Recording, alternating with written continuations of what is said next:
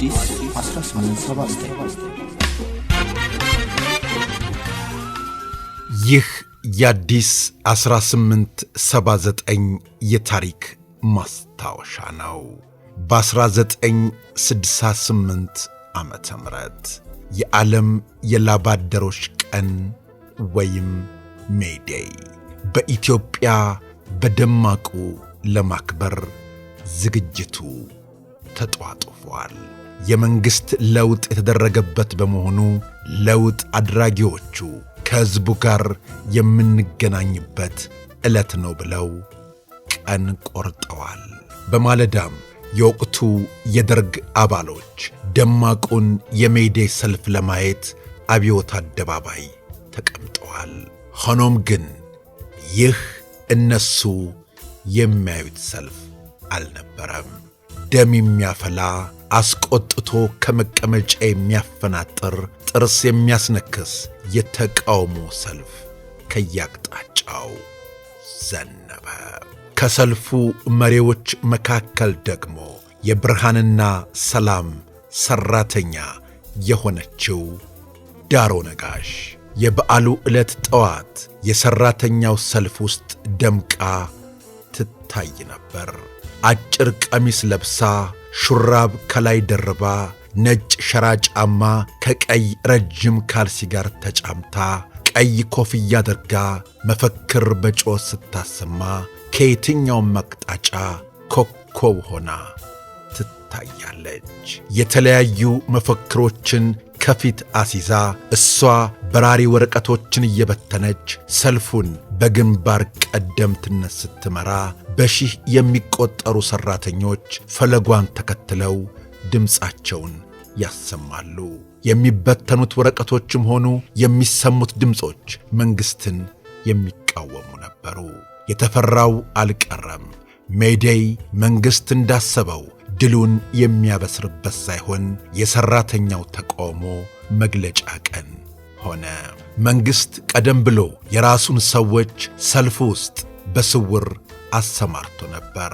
እነዚህ ሰዎች አዝማሚያውን ሲያዩ ይህ ሰልፍ የወቅቱ መሪ ከሆኑት መንግሥቱ ኃይለ ማርያም ፊት ከመድረሱ በፊት መበተን እንዳለበት ወሰኑ። ሰልፉ ጊዮን ሆቴል አካባቢ ሲደርስ ከሰልፉ ውስጥ ሆነው ተኩስ ከፈቱ። ሰልፈኛው ተተረማመሰ።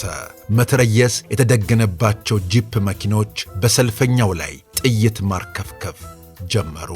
ሰልፈኛውን መፈናፈኛ አሳጥተውት ከፊሉ በየሜዳው ወደቀ፣ ከፊሉ በየስርቻው ገባ፣ ከፊሉ ወደ ኋላው አፈገፈገ። በነፍሱ የቈረጠውም እየተጋፋ ወደፊት ገሰገሰ። ዳሮ ነጋሽ ወደፊት ከገሰገሰው ሰልፈኛ ጋር ነበረች። በተኩሱ መሃል እየወደቀችና እየተነሳች ስትጮኽ ትሰማለች። ተኩሱ ጋብ ሲል የእሷ ድምፅ አካባቢውን ያጥለቀልቀዋል። በደረቷ ወደፊት እየተሳበች ወደ ኋላ የሚያፈገፍጉትን ትቈጣለች። አትሽሹ፣ በደረታችሁ ተኙ፣ ሰርጎ ገቦች ሰልፉን ለመበተን ሆን ብለው የፈጠሩት ተንኰል ነው እያለች ሰልፈኞቹን ትቀሰቅሳለች።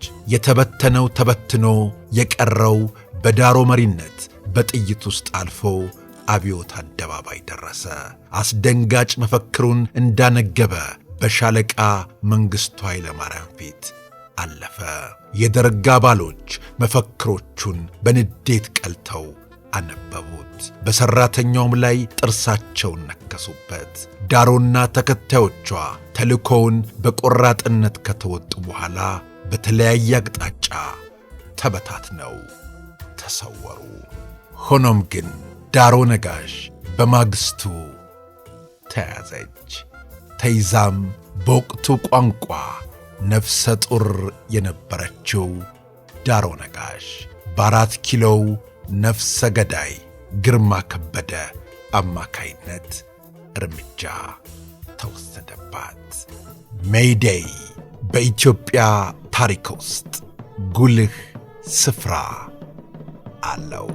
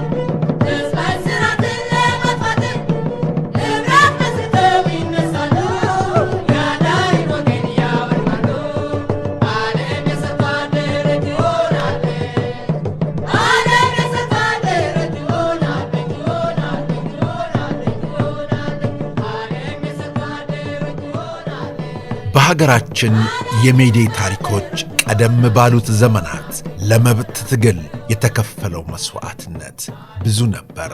ግን ያ ታሪክ እየተረሳ እየተዘነጋ መጥቷል። ለማንኛውም ሰራተኞች መብታችሁን ማስከበር፣ በማህበር አንድ መሆንና ድምፅ ማሰማት ይጠበቅባችኋል። ቤተሰቦቻችን አሁንም የተለያዩ ታሪኮችን ማቅረባችን እንቀጥላለን። ስለ አብሮነታችሁ፣ ስለ ወዳጅነታችሁ ከልብ እናመሰግናለን።